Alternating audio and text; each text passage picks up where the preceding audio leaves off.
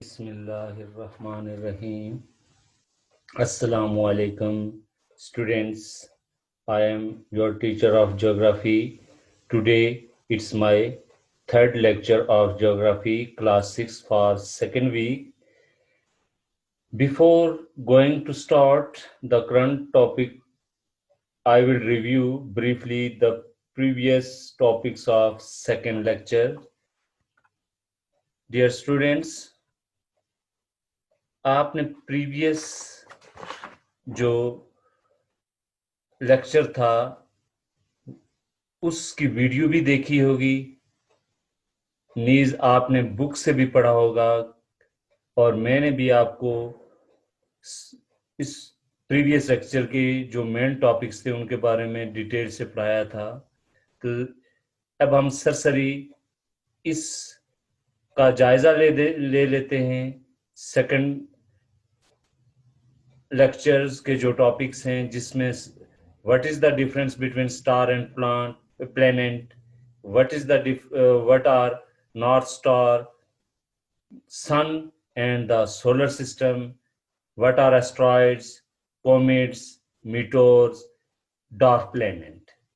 तो सबसे पहले हम देखते हैं कि स्टार्स और प्लैनेट्स में क्या फर्क है। तो स्टूडेंट्स, आपने स्टार और प्लैनेट्स में फर्क देखा है कि स्टार्स लुमिनियस हेवनली बॉडीज हैं, they are huge balls of hot and glowing gases हैं, और they have their own heat and light, और there are billions of stars present in the sky, but they are very far from us or over earth, due to which they seem like teeny specks of light। जबकि planets के बारे में हमने पढ़ा था कि they do not have their own heat and light and they reflect the light and heat from the sun. ये main difference था कि सितारे वो होते हैं जिनकी अपनी रोशनी होती है, जिनकी हीट होती है, और प्लैनेट सियारे वो होते हैं जिनकी अपनी हीट और लाइट नहीं होती, बल्कि वो अपने नज़दीक तरीन जो उसका स्टार होता है या प्लैनेट स्टार या सूरज होता है उससे रोशनी कलेक्ट करते हैं या उससे रिफ्लेक्ट करते हैं। जैसा कि हमारी ज़मीन जो है वो सूरज से हीट को जो है वो हासिल करती है, हीट एंड लाइट को। सेकेंड, नॉर्थ स्टार के बारे में हमने पढ़ा था कि in ancient times people use to determine directions during the night with the help of the stars।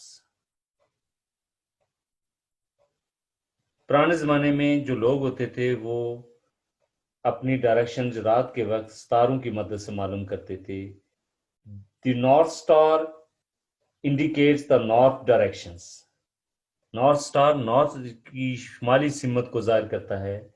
It is a bright star at the end of the handle of the little dipper। जो दो मध्यम सितारे last पे नजर आते हैं, यानी 7 सितारों का जो जुर्मट जिसको हम ग्रेट बियर कहते हैं, उसमें आप डायग्राम में भी आपने देखा है पिछले लेक्चर में कि मैंने समझाया भी था कि दो जो लिटिल डिपर है उनसे आगे आपको एक ब्राइट स्टार नजर आता है जो कि एन कुतुब शुमाली के ऊपर वाक़ है। तो इसी वजह से इसको हम क्या कहते हैं, पोलेरियस या पोलर स्टार के नाम से कहते हैं। फिर हमने सन और सोलर सिस्टम के बारे में पढ़ा था कि the nearest star we know and see daily in the sun.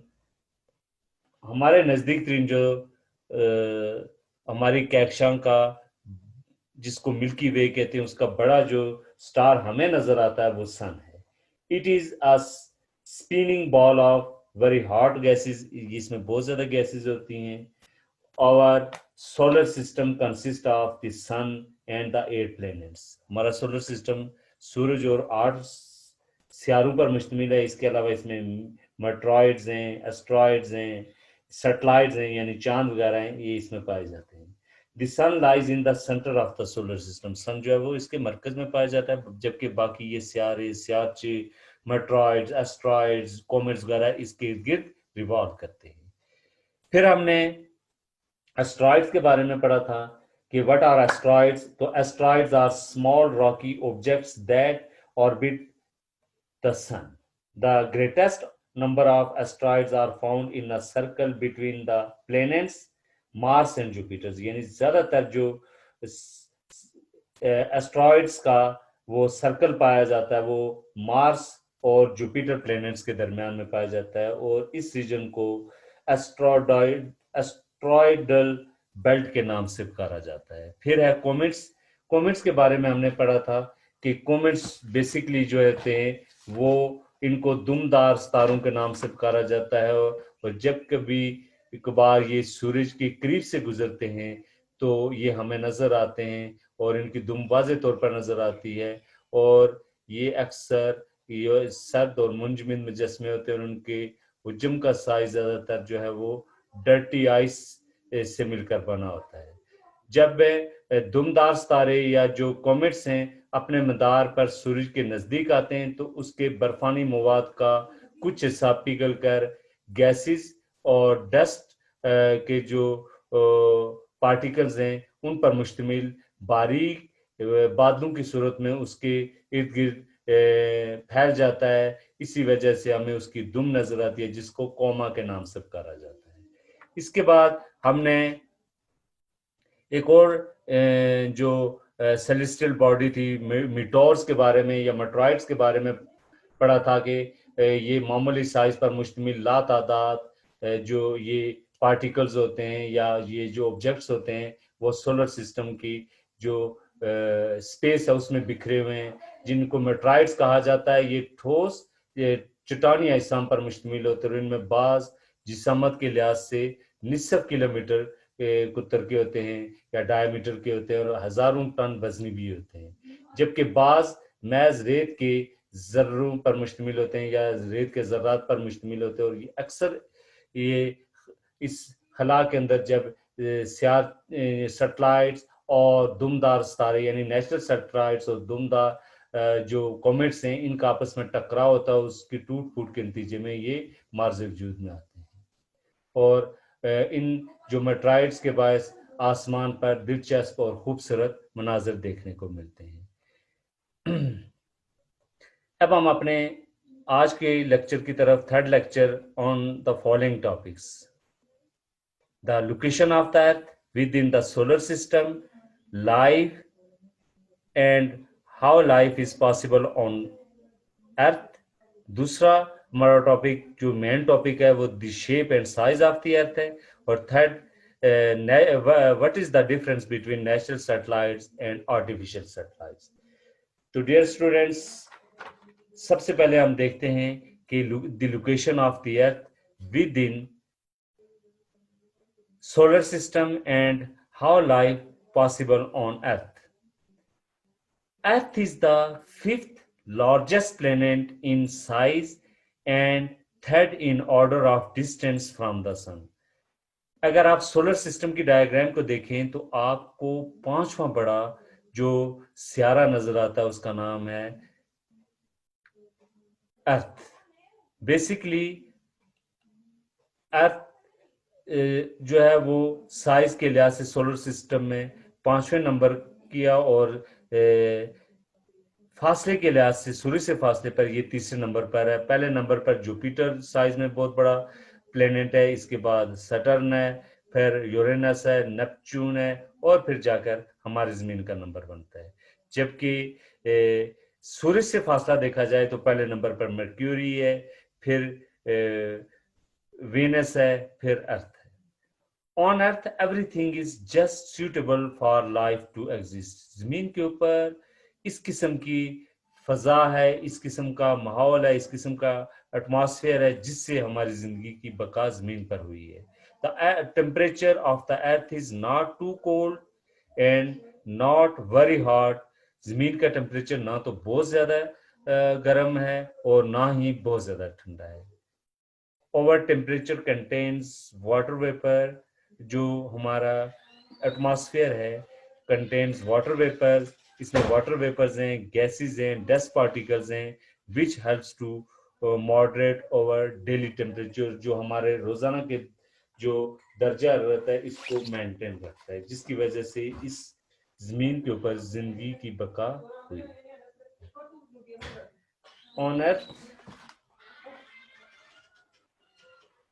71% of the area of the earth is covered with water that keeps the temperature normal। यानी हमारी ज़मीन के ऊपर अगर आप देखें तो 71% एरिया आपको नज़र आता है। इस डायग्राम के अंदर भी देखें, ये जो वर्ल्ड मैप है तो इसमें ये ग्लोब जो आपको नज़र आ रहा है, इसमें आपको वाज़े तौर पर 71% एरिया जो है वो ज़मीन का पानी पर मुश्तमिल है, जबकि 29% एरिया जो आपको ब्लू, येलो, ग्रीन, येलो और ब्राउन कलर का नजर आता है, ये क्या है, लैंड है। तो जिंदगी की बका के लिए यहाँ पर टेम्परेचर क्या है, सूटेबल है।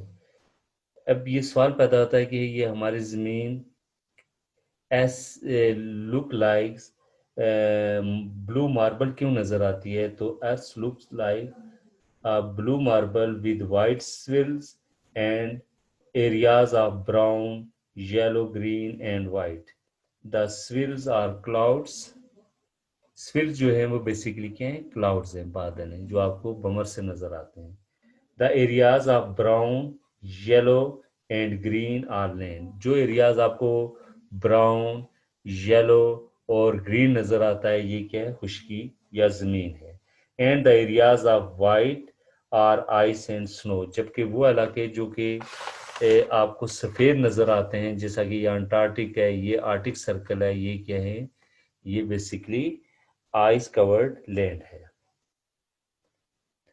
और सबसे बड़ा एरिया जो नज़र आता है वो ब्लू नज़र आता है, वो 71% क्या है, पानी है। अब हम आते हैं अपने असल टॉपिक की तरफ, the shape and size of the earth. What is the shape and size of the अर्थ? तो शेप ऑफ द अर्थ देखें, the shape of the earth is spherical like other heavenly bodies. दूसरे आप celestial या इजराम फल्की को देखें तो उनकी तरह हमारी ज़मीन की शक्ल जो है वो स्फेरिकल या आप कह सकते हैं बेसिकली कुर्रानुमा है, यानी बॉल की शक्ल। It is bulged out from the equator, हमारी ज़मीन इक्वेटर पर उभरी हुई है। एंड फ्लैटेंड एट द पोल, जबकि नॉर्थ पोल और साउथ पोल पर पिचकी हुई है, या आप कह सकते हैं कि फ्लैटेंड है। Due to this particular shape it is called geoid. इस मखसूस शक्ल की वजह से इस जमीन को जियोड कहा जाता है या जमीनुमा कहा जाता है। साइज ऑफ द अर्थ देखें तो the earth is the 5th largest planet in size, जिस्मत के लिहाज से ये 5वां बड़ा सियारा है। And third in order of distance from the sun, और सूर्य से ये फासले के लिहाज से आप देखें तो ये तीसरे नंबर पर है। हमारी ज़मीन का सूर्य से जो फासला बनता है वो 93 मिलियन माइल्स या 149 मिलियन किलोमीटर्स के फासले पर हमारी ज़मीन सूर्य से वाक़ है। इसके अलावा हमारी एरियाज ऑफ द अर्थ देखें तो टोटल एरिया ऑफ द अर्थ जो है वो 510 मिलियन स्क्वायर किलोमीटर बनता है, जबकि स्क्वायर माइल्स में देखें तो 197 मिलियन स्क्वायर माइल बनता है। इसमें से ओशनिक एरिया जो है समुंदर पर है जो मुश्तमिल है, जो वो पानी पर मुश्तमिल है, वो 139 स्क्वायर माइल्स है, जबकि खुश्की या लैंड एरिया जो है वो 58 मिलियन स्क्वायर माइल्स के करीब बनता है। इसके अलावा अर्थ इक्वेटोरियल डायमीटर देखें तो 12,750 किलोमीटर इसका इस्तवाई कुतर बनता है, जबकि अर्थ पोलर डायमीटर देखें जो उसकी पोलर या कुतबी कुतर बनता है वो 12,714 किलोमीटर यानी 12,714 किलोमीटर के करीब बनता है, जबकि circumference of the earth is approximately 55,000 miles बनती है। इस डायग्राम में आप देख सकते हैं diagram earth shape and size. तो इस डायग्राम में आप देखें कि ये इक्वेटर है और इक्वेटोरियल डायमीटर जो है, इक्वेटर वो होता है that it is an imaginary line. Zero degree latitudinal line is called equator. It is an imaginary line that divides Earth into two equal halves. One half is called northern hemisphere and second half is called southern hemisphere. तो इसका diameter जो ये equatorial diameter बनता है वो 12,756 भी बाज books में आता है, और आप कह सकते हैं कि 12,750 इसको कंसीडर किया जाता है। जबकि जो पोलर डायमीटर है, ये नॉर्थ पोल और साउथ पोल का ये डायमीटर जो बनता है, ये आप कह सकते हैं कि ये 12,714 किलोमीटर या आप 7,900 माइल्स के करीब बनता है ये माइल्स में। पोलर सर्कमफेरेंस ऑफ द अर्थ आप देखें तो ये 40,000 किलोमीटर के करीब या 24,860 माइल्स के करीब बनता है ये इसका पोलर सर्कमफेरेंस। जबकि इक्वेटोरियल सर्कमफेरेंस जो बनता है वो 40,000 आप कह सकते हैं कि 75 किलोमीटर या 24,902 माइल्स के करीब, अप्रॉक्सीमेटली हमने 25,000 मील इसको कंसीडर किया था। तो नेक्स्ट टॉपिक की तरफ जाने से पहले हम डिटेल से इसकी शक्ल और साइज के बारे में देख लेते हैं कि जमीन की शक्ल जियोड कैसे हुई और इसको जियोड शक्ल क्यों कहा जाता है, और इसका साइज और या एरिया के बारे में हमने डिटेल से पढ़ा है। तो ज़माना कदीम में लोग ज़मीन की शक्ल के बारे में आपको पता है कि मुख्तलिफ किस्म के ख्यालात रखते थे और हज़ारों सालों से फर्शुदा सवरात चले आ रहे थे। 2500 कबल मसीह में मिस्रियों ने, जो इजिप्ट के लोग थे, उन्हें ज़मीन की शक्ल के बारे में अपना नज़रिया पेश किया कि ज़मीन जो है वो तिश्तरी की तरह यानी डिस्क टाइप स्पॉट है और इसे हर तरफ पानी ने घेरा हुआ है। जबकि सैकड़ों साल ये नज़रिया भी मकबूल रहा, मगर 9वीं सदी कबल मसीह में जो यूनानी फिलासफर था जिसका नाम थेल्स था, उसने एक मुख्तलिफ नज़रिया पेश किया कि ज़मीन डिस्क की मानिंद यानी आप कह सकते हैं एक डिस्क की तरह है जो पानी पर तैर रही है और इसके चारों तरफ पानी के वसी ज़खीरे मौजूद हैं। गोया थेल्स इस ख्याल का हामी था कि ज़मीन पर खुश्की की निस्बत वाटर का रकबा ज़्यादा है। लेकिन सबसे पहले जो ग्रीक फिलासफर प्लेटो ने गुज़श्ता तमाम नज़रियात को रद्द करते हुए ज़मीन के गोल होने का तस्वर पेश किया। उसने क्या तस्वर पेश किया कि ज़मीन क्या है, गोल है, राउंडेड है। उसने जो लॉजिकल रूल की रूह से इसकी वजाहत यूं की कि किसी चीज़ के मुकम्मल या परफेक्ट होने के लिए इसकी तरतीब में सिमेट्री या यकसानियत होती है। मसलन दायरा इसी सूरत मुकम्मल होता है जब इसके मरकज से मोइल यानी सर्कमफेरेंस की जानब हर तरफ फासलों में यकसानियत हो। चूंकि हमारी ज़मीन मुकम्मल परफेक्ट है, लिहाजा ये कुर्बी शक्ल यानी स्फीयर शक्ल की हामिल है। अगरचे प्लेटो या अफलातून ने मंतकी अंदाज में ज़मीन की शक्ल के बारे में सही तस्वर पेश किया, मगर वो अपने नज़रिए के हक में कोई ठोस या वाज़ेह सबूत पेश न कर सका। 350 कबल मसीह में क्या हुआ कि अरिस्टोटल वो पहला फिलासफर था जिसने दलाइल और मुशाहदात से साबित किया कि ज़मीन की शक्ल क्या है, गोल है। लेकिन मौजूदा नज़रिया ये साबित करता है कि ज़मीन स्फीयर शेप है, लेकिन ये इक्वेटर पर बल्ज आउट है, जबकि नॉर्थ पोल और साउथ पोल पर जमीन क्या है, फ्लैटेंड है।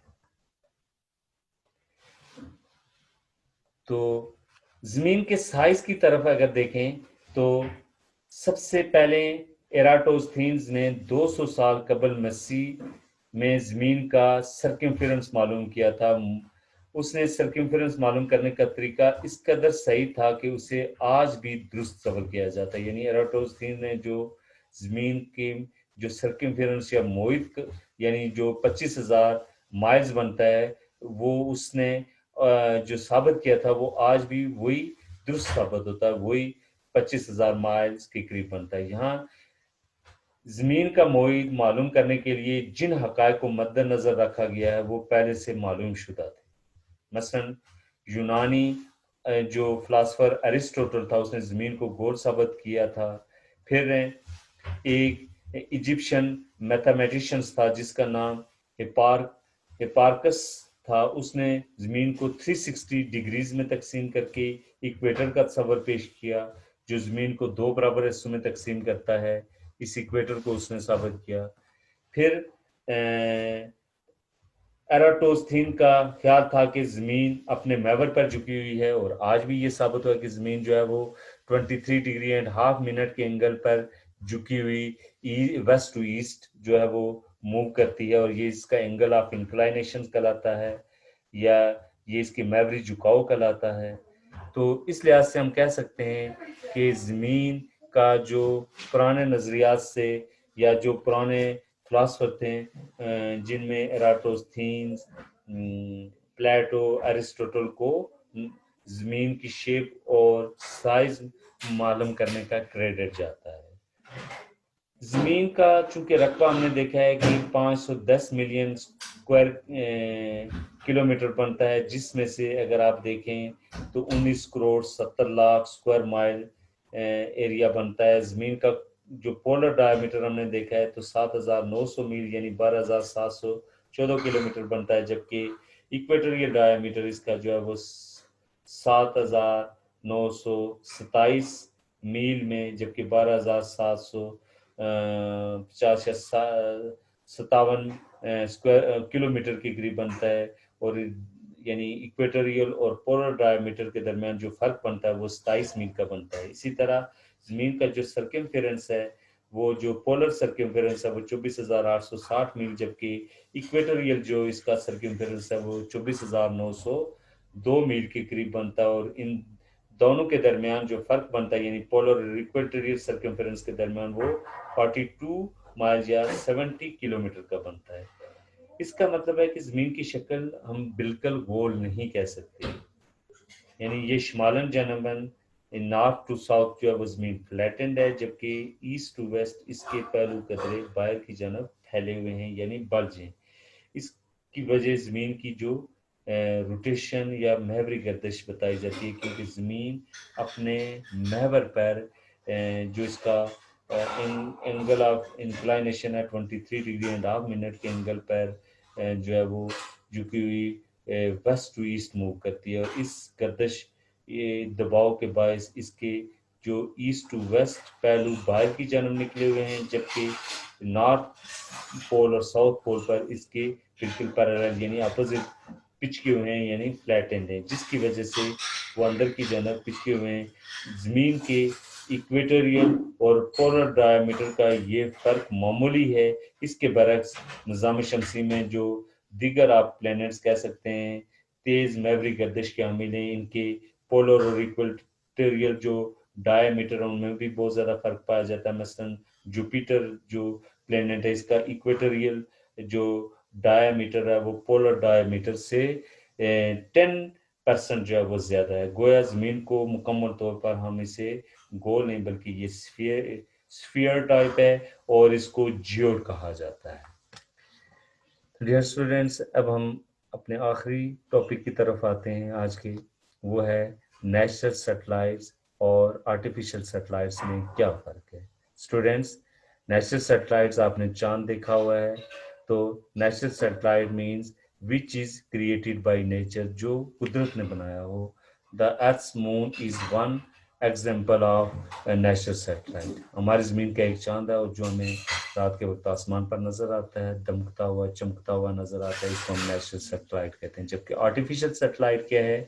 Artificial satellite is an object made by human, जो कि इंसान ने बनाया हुआ है, लाइक कम्युनिकेशन सैटेलाइट्स। इसकी एग्जांपल हम कम्युनिकेशन सैटेलाइट्स की दे सकते हैं। These satellites are built on earth, launch into by rockets.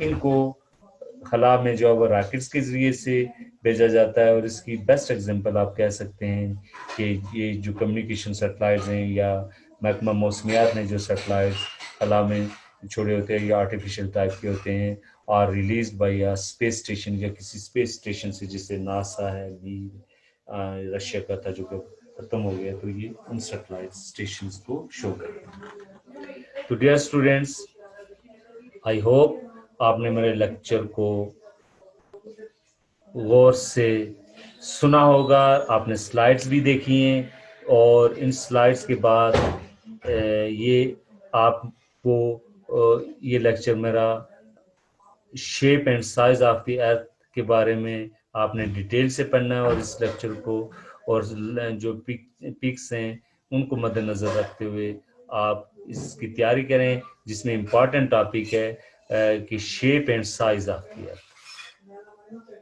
तो थैंक्स, अल्लाह हाफिज़।